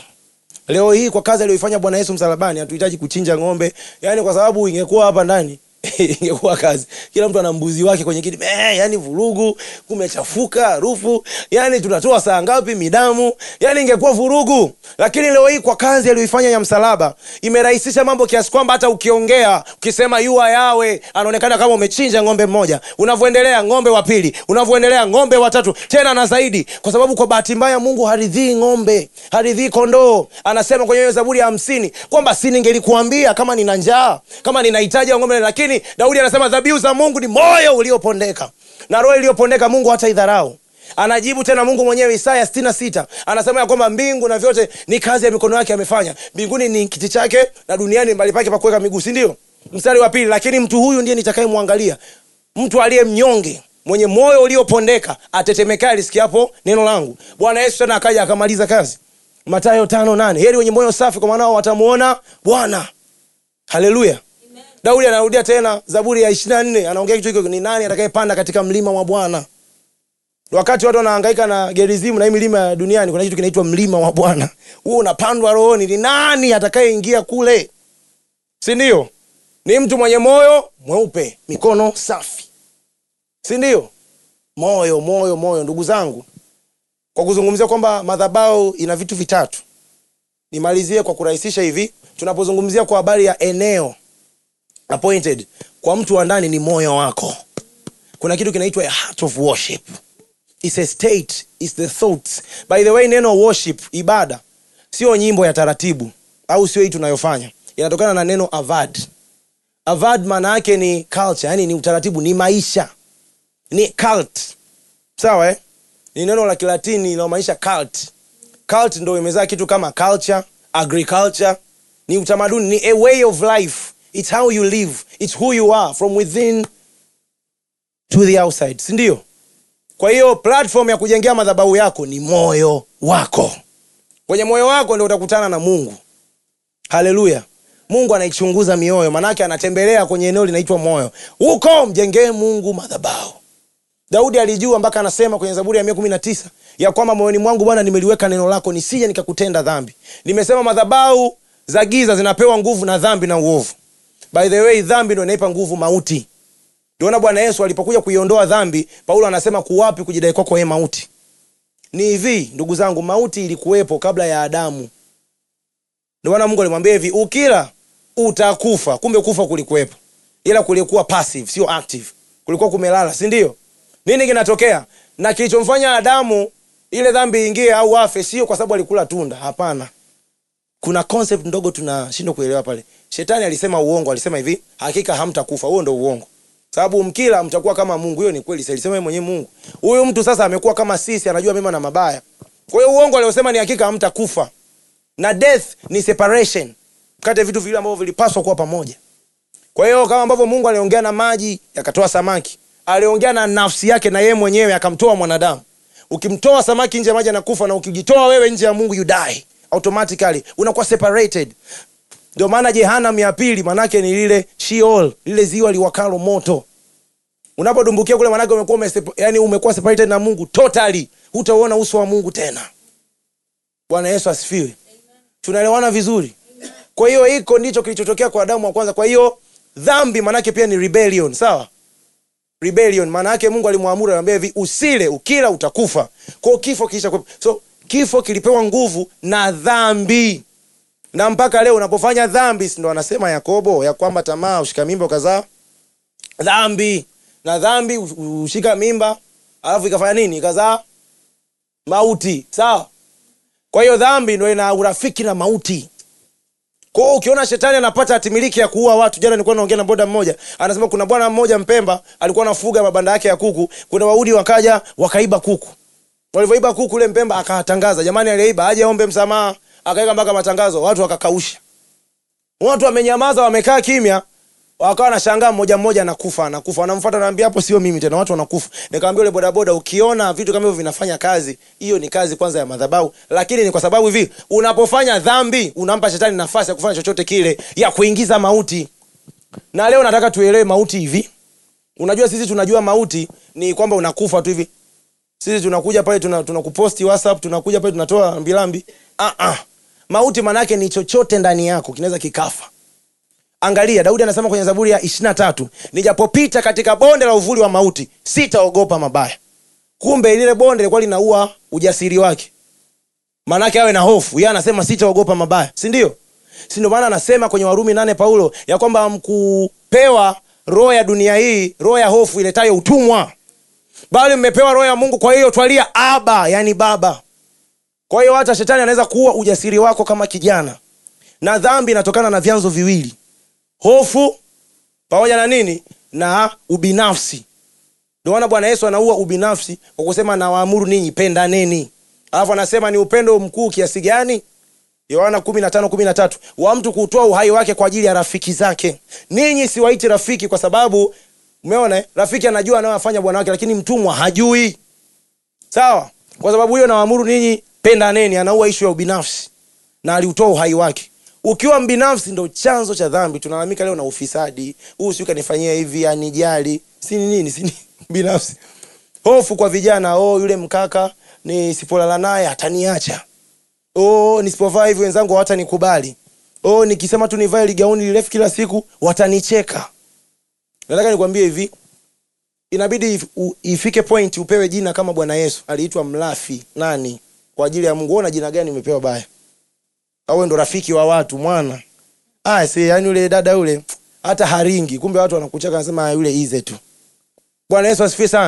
Amen. Set your standards. Acha wakupe majina mtaani uonekane mtu fulani safi. Bwana wangu mwenyewe aliitwa nani? Mlafi, mroho. Ana urafiki na makahaba na nani? Ndio. Na mimi ndo nataka majina kama hayo. Yule jamaa anajifanya mlokole. Ndio mimi mlokole. Miaka ya nyuma watu wa Kristo walikuwa wanaitwa sana walokole. Mlokole yule kwa sababu alikuwa anaonekana. Leo hii kwa kitu hakipo. Mpaka umepigiwa simu imeita nyimbo ya Rose Muhando ndio mtu anajua yeye Mkristo. Si ndio? Kwenye daladala mmekaa hivi, Waislamu wanasalimiana kabisa. Asalamu alaykum bwana. Shekhe mambo vipi? Si ndio? Kwa sauti na kwa raza confidently, wana identity yao. Hata kama kuwe na joto vipi, hijabu nyeusi hazivuliwi. Watapata mba huko, lakini sawa, acha nife na fashion kwa ajili ya Mungu wangu. Hiyo sasa ndio ibada. Cult, it's a culture. It's what you do. Sio kuimba, it's what you do. Ibada ni maisha yako. Sawa? Ibada ni nini? Ndio alimwambia yule mwanamke, ninyi mnakiabudu msichokijua kwa sababu ninyi mnafikiri Mungu yupo kwenye mlima, mnaabudu. Hiyo sio ibada. Ibada is a lifestyle.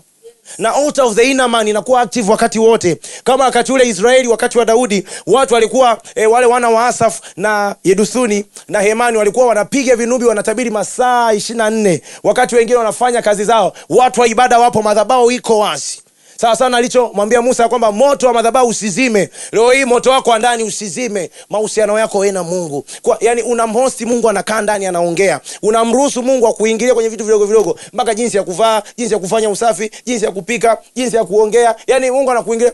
Kuna watu wengi hapa Mungu tumemfanyia hivi. Hiyo nguo usivae. Bwana asema mambo mengine bwana.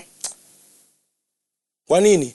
Na sisi tunaanza kuangalia trends za duniani. Unaingiza kwa Instagram unaangalia fashion. Hii nguo ndefu ndio tu imenibana hapa, lakini ndefu. Mtu anajua kabisa hii nguo Roho Mtakatifu haipendi.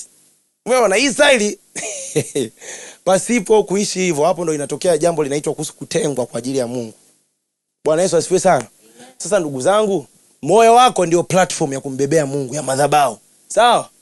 Sio tena mlima, sio tena kanisa, sio wapi. Maana yake ni kwamba ni hivi. Bwana Yesu alikuwa anatabiri kwa siku au saa ambayo utakuwa ofisini kaka Isaac unafanya kazi zako, ukiingia chooni rama yando legradiaba. Yani uko na Mungu, yani madhabahu yako inafanya kazi wakati wote. Uhitaji kukimbia na kondoo Yerusalemu, uhitaji kwenda Jumapili kanisani. Hapo ulipo wifi imekuwa connected. Haleluya. Bwana Yesu asifiwe. Tunaelewana vizuri? Zamani baba zetu kwa kitu kilikuwa kiwezekani. Ibada mpaka Yerusalemu au kwenye hekalu au Gerizimu, yani mpaka kule. Sasa inakuwaje kwa mfano umepatwa na shida kwako? Inakuwaje? Si ndio? Lakini leo hii sisi wenyewe ni mahekalu. Miili yetu ni hekalu la Roho Mtakatifu, viungo vyetu ni mwili wa Kristo. Ndio maana lazima muulize Bwana Yesu, wewe ndio mwenye mwili, unataka nivaeje? Niishije? Na kwa wale watumishi ambao tunapenda kufunga na nini? Jamani, miili tumepewa tuitunze. Sio umefunga jioni nakula tu magimbi. Hapana, huo mwili Mungu anataka utumie. Nilianza mwanzoni kwa kusema ukiconnect vile vitu utaelewa kwamba yani wewe mwanadamu kama roho huwezi kuoperate mpaka wewe na mwili kwenye ulimwengu huu. Mungu amekuheshimu wewe, amekupa mwili. Shetani hajapewa wala mapepo hajapewa. Yeye anatamani kweli angekuwa na huo mwili. Tunaona kuna wakati mwingine anamkosesha mtu afa anamvamia tu anaingia. Si ndio? Sitoki. Anangangania. Kuna kazi zake anataka kufanya, si ndio? Sisi Mungu ametupa mwili wa thamani sana vijana, tuutunze. Kama vijana huu ndio wakati wa kupendeza, wa kuwa vizuri. Thamini mwili wako, ila usifuatishe namna ya dunia hii, bali ugeuze. Ni kwa style hiyo ndio inaweza ikatokea kitu kinaitwa kutafuta kwanza ufalme wa Mungu na haki yake. Seek. Pale kwenye neno seek unaweza ukaweka be obsessed, pursue. Umeona? Look after, live for the kingdom of God. Si ndio? Bwana Yesu asifiwe sana. Ndio inatokana na hapo. Hapo ndio utaweza kujenga madhabahu. Speaking of sacrifices, nimeshaongelea una connect tayari. Si ndio?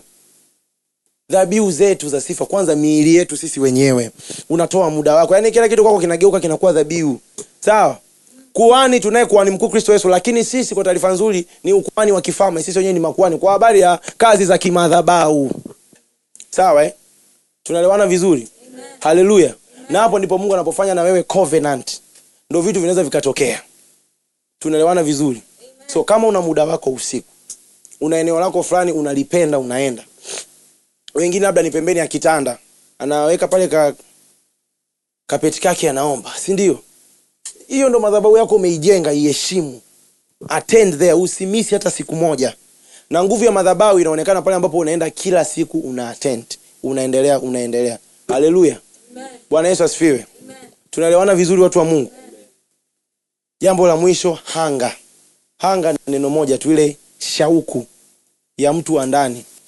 Ndugu yangu, vitu vya rohoni vinaendeshwa na namna ya rohoni. Tunaelewana vizuri Kwaona kwamba hivi kiu ya kumtafuta Mungu na njaa na shauku ni Mungu mwenyewe anayeizalisha, sio wewe. Sio wewe, ni Mungu mwenyewe. Sawa? Ndio ile Zaburi ya 29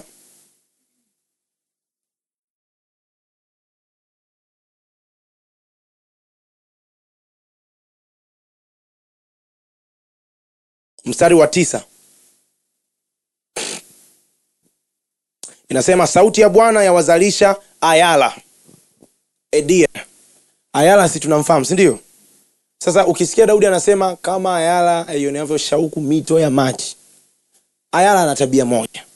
Ayala akiwa ana kiu ya maji, jambo la kwanza huwa anatoa harufu ambayo wale wanyama hatarishi, wale wanyama wanaowinda, wanaokula wanyama wengine, wananusa kwa wepesi, kwa hiyo anakuwa kwenye mazingira hatarishi. Kwa muda wote ule anaweza kuwindwa, akaliwa. Kulingana na ile hali yake anavyokuwa anasikia kiu kule yani anakuwa anatengeneza mazingira hatarishi kwake yeye mwenyewe. Sawa? Jambo la pili, kwa sababu hiyo inampelekea yule ayala kukimbia kutafuta chanzo cha maji. Mpaka akione. Mpaka afanye nini? Akipate. Anajua nitakapokunywa pale ndo usalama wangu ulipo na ndo kukata kiu yangu. Jambo la tatu, akikosa chanzo cha maji ni afadhali afe huku anakimbia. Ni afadhali afe huku anakimbia. Tunaelewana vizuri? Kukimbia hatari, kujiokoa na kiu, lakini pia inaonyesha ile msimamo maisha yake, yani anajua kabisa nini anachokitafuta. So unaposikia kwa habari ya ayala kibiblia tunazungumzia shauku juu ya Mungu. Ni sawa sawa na sisi wa Kristo. Pasipo Kristo Yesu, pasipo Mungu, tupo kwenye mazingira hatarishi. Tunaelewana vizuri? Haleluya.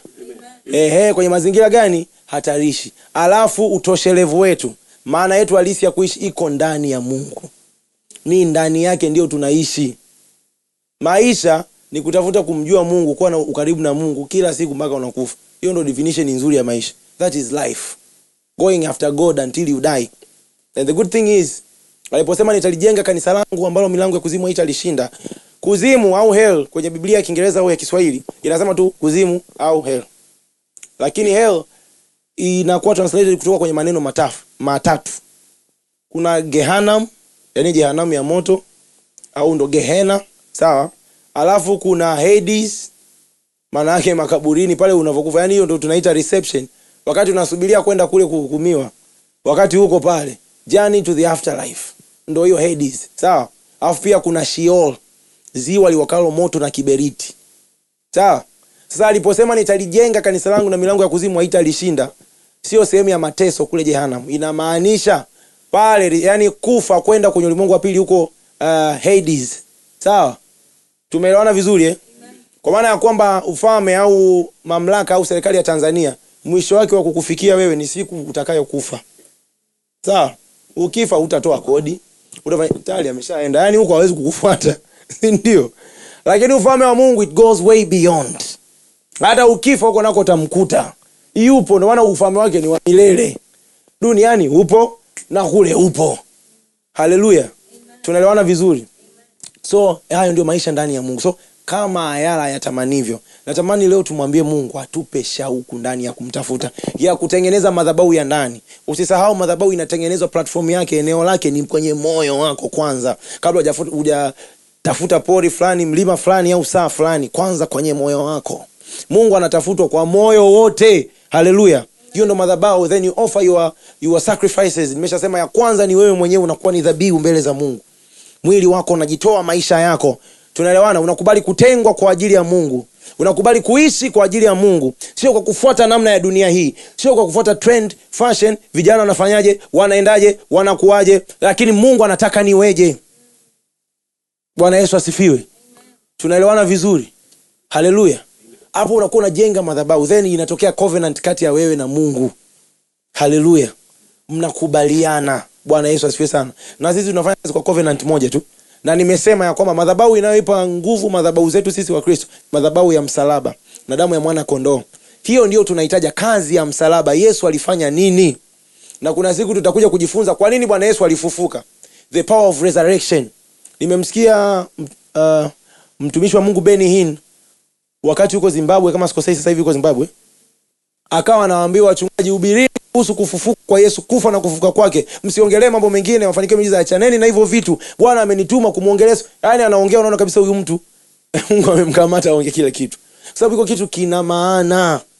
Kina maana kwa sababu ndugu yangu, kila dini na Kristo wake. Sawa? Yaani wewe unavyoona pale tarehe 25 Disemba kwamba watu wanasherehekea Christmas. Kuna watu wanamsherehekea Mungu wao anaitwa Krishna, sio mwingine ndani, kuna miungu zaidi ya 100. Kila dini na Kristo wake, yani mwokozi wake. Kristo inatokana na neno Christos. Maana yake mtiwa mafuta kwa kazi ya kuokoa, kufungua. Ndio ile Isaya 61. Roho Bwana yu juu yangu, amenipaka mafuta ili niwahubiri, si ndio? Kwa ajili ya kazi ya kufungua, sawa? Ndio maana ya Kristo, hilo ni neno la Kigiriki. Kwa Kiebrania linaitwa Mesaya. Paka mafuta wa Bwana aliyetumwa kwa ajili ya kuokoa kama mfano. Tunaelewana vizuri? Ndio maana ya Yesu Kristo. Kwa hiyo unavyosema Yesu Kristo, ujue umeshamtaja kama mfalme na mwokozi wa ulimwengu, aliyetiwa mafuta. Yaani mafuta kwa wenzetu ilikuwa maana yake divinely ordered. Umeagizwa na Mungu, umetumwa na Mungu. Tunaelewana vizuri? Sasa kila dini na makristo wake. Hata mimi leo nikiamua kuwa Kristo, naweza nikaanzisha dini yangu, nikani na wafuasi wangu. Si ndio? Nikafanya yote, nikafanya miujiza kwa njia za kiuni, inawezekana. Yote aliyoyafanya. Lakini sehemu moja tu ndo tutapishana, Kristo wengine na Kristo Yesu, ya kwamba yeye alifufuka kama alivyotabiri kwamba atakufa na atafufuka. Hakuna Kristo aliyefufuka. Sio Muhammad, sio nani, sio, hakuna aliyefufuka. Kristo Yesu tu ndio alifufuka. Na kwa sababu ya kufufuka kwake aweza kuwafufua na wengine wote. Leo hii kwa jina la Yesu Kristo tunaweza kufufua wafu. Tunaelewana vizuri? Haleluya. Bwana Yesu asifiwe sana. Kwa hiyo tujenge madhabahu ya ndani, na tunamwambia Mungu leo atupe shauku ya kumtafuta. Sauti ya Bwana inazalisha ayala, si ndio? Mwambie Bwana, sauti yako nimeisikia, izalishe kiu ndani yangu. Naomba wakati watu wa ndugu zangu wana muziki wanakaa hapo, mimi ninasikia kabisa kwamba nimemaliza, isije nikaongea vitu vingine out of the context. Sawa? Kwa hiyo tumeelewana. Kuna kitu tumepata, si ndio? Madhabahu, si ndio?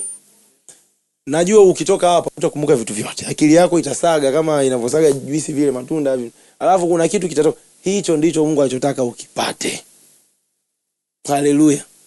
Haleluya. Na sasa hivi tunatamani tumuombe Mungu atupe shauku.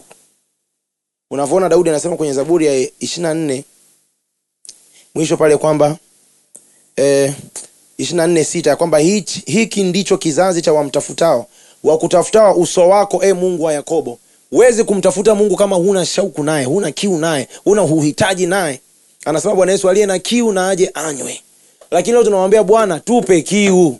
Bwana, nipe shauku ya kuamka usiku, ya kuishi maisha matakatifu, ya kukubali kutengwa, ya kuona umuhimu wa kuwa na madhabahu kujenga. Bwana Yesu asifiwe sana. Mwanadamu kwanza kujenga madhabahu alikuwa ni Nuhu. Sawa? Nuhu baada ya ulimwengu wote kufutwa, amebaki watu 8 tu. Alivyoshuka tu kwenye ile safina, kitu cha kwanza madhabahu, katoa dhabihu. Nini kinatokea? Mungu akasema alivyoona vile, Mungu akaongea moyoni mwake. Kwenye Mwanzo 8 pale kwamba alivyoisikia ile harufu nzuri, akaapa ya kwamba ataipiga tena dunia kwa maji. Angalia nguvu ya madhabahu na dhabihu zinazotolewa kwa mtu mmoja. Leo hii hatupigwi kwa maji mpaka leo. Majira na nyakati vinaenda kwa wakati wake. Mvua itanyesha jua, kwa sababu ya mtu mmoja Mungu aligairi hayo yote. Hiyo ndo nguvu ya madhabahu. Ni kutokea kwenye madhabahu Mungu anaweza akainitiate vitu ambavyo ni nje ya utaratibu wa kibinadamu. Lazima umjengee Mungu madhabahu. Bwana Ibrahimu kila alipoenda Mungu alimjengea madhabahu, akaipa jina. Isaka hivyo hivyo, Yakobo hivyo hivyo. Lazima watu wa Mungu tujenge madhabahu. Na leo hii madhabahu yetu hatuweki mawe na kuiminia mafuta au kuchinja wanyama. Hapana, inajengwa ndani. Sisi ni mahekalu na kuna madhabahu huku ndani kwenye moyo wako. Inarudisha tena pale pale. Tunaelewana vizuri? Haleluya. Kwa hiyo Mungu atupe shauku ya kujenga madhabahu, ya kumtafuta yeye akae ndani. Haleluya. Naomba tusimame.